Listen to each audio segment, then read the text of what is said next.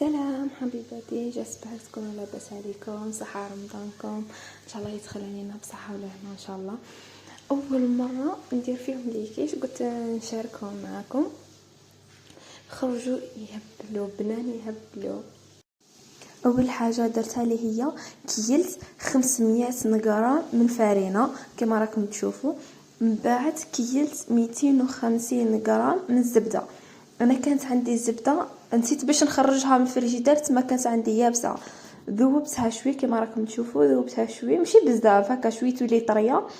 من بعد كيلت، من بعد لوحتها داخل الفرينه وبديت نحرك بيا حتى الفرينه تشرب هذيك الزبده. تبقاو تحركوا بين يديكم بيا حتى اللي تذوب هذيك الزبده وتشربها الفرينه كما راكم تشوفوا. من بعد درت مغرف صغيره تاع ملح على حسب الذوق، كاين اللي يحبوها شويه كتكون مسوسه، كاين اللي حابين تكون مالحه. المهم كيما تبغوا نتوما تحطوا الملح، عينكم ميزانكم. من بعد درت شويه من رشه برك تاع فلفل الكحل ورشه تاع ثوم مرحي، يكون مرحي ماشي حب هكا، لا مرحي بودره راكم يتباعوا. من بعد بديت نحرك فيهم بيا حتى اللي يتجانسوا بيا هذوك الفلفل الكحل والثوم والملح داخل الزبده والفرينه. من بعد زدت 2 حبات بيض، ديروا 2 مغارف ولا مغرف وحده برك تاع ماء بارد على حسب الفرينه اذا تشرب ولا لا. انا طلعت لي 2 مغارف تاع ماء بارد. مرحب مرحب يا هلال، أهلا أهلا كيف الحال؟ قد غبت وإليك اشتقنا، وانتهى بعدك صار وصال نعطي صبر. لازم تكون العجينه تاعكم كما راكم تشوفوا طريه كيما هكذاك، ماشي طريه تكون هكذا حكمه روحها بيا وماشي يابسه. خليها ترتاح، لازم تخليها ترتاح باش الفرينه هذيك تشرب الزبده والماء ولي زيبيس اللي درناهم. نخلي لكم المقادير كامل في صندوق الوصف، اضغطوا على العنوان يخرج لكم صندوق الوصف، تلقاو كل المقادير كلش تلقاو ليه. هنا اول حاجه في الحشوه حطيت بصل رحيته بيا وحطيت زيت، من بعد حطيته في المقله يتقلى بيا يذوب هذاك شويه البصل. من بعد حطيت شويه لي زيبيس، من بعد حطيت سكالوب يكون ديجا قطعته مرصوات صغار وخليته يتقلاو بيا هو والبصل. من بعد نحط لي زيبيس، من بعد حطيت شويه برك من الهروس وزدت حطيت مغرف كبيره تاع فرماج وزدت حطيت مغرف وحطيت علبه تاع كريم فريش تكون صغيره. انا حطيتها كامل باش تكون شويه طريه الحشوه ما تكونش جامده.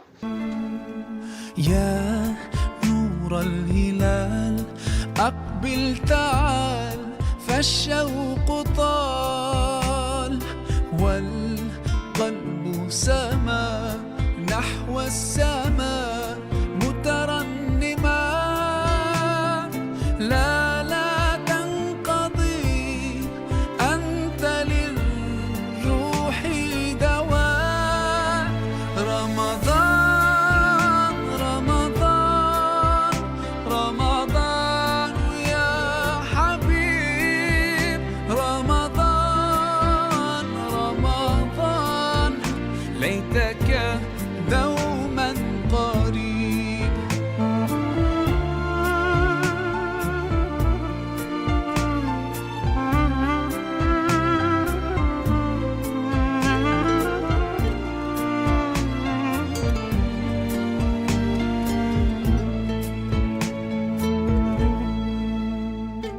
فيك الحب زاد عم العباد، يا خير زاد رمضان يا شهر القرآن، فيك أذوق حلاوة الإيمان. لا تنقضي، أنت للروح دواء. رمضان رمضان رمضان يا حبيب، رمضان رمضان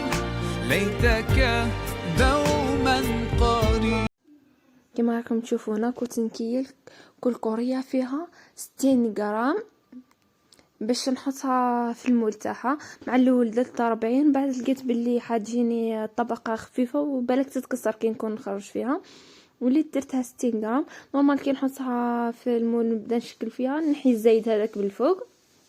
انا كنت كل كوريا نشكلها 60 غرام ونحطها على جنب حتى درت العجين هذا كامل، وبديت نشكل فيها داخل المول. لك دوما قريب.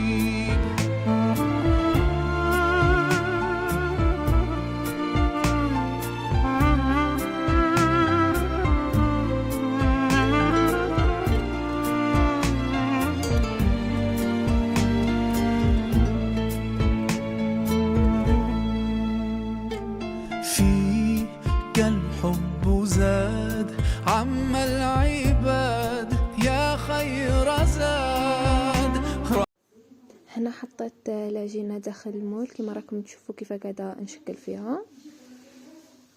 لازم ما تكونش طبقه رقيقه بزاف وما تكونش خشينه، تكون بيان باش كي طيب وكي نخرجها ما تتكسرليش. هنا كنت قاعده نحط فيها وقاعده نشكل فيها بيان. من بعد نحكم الفرشيطه ونبدا نثقب فيها، ثقبتها بيا كامل كما راكم تشوفوا.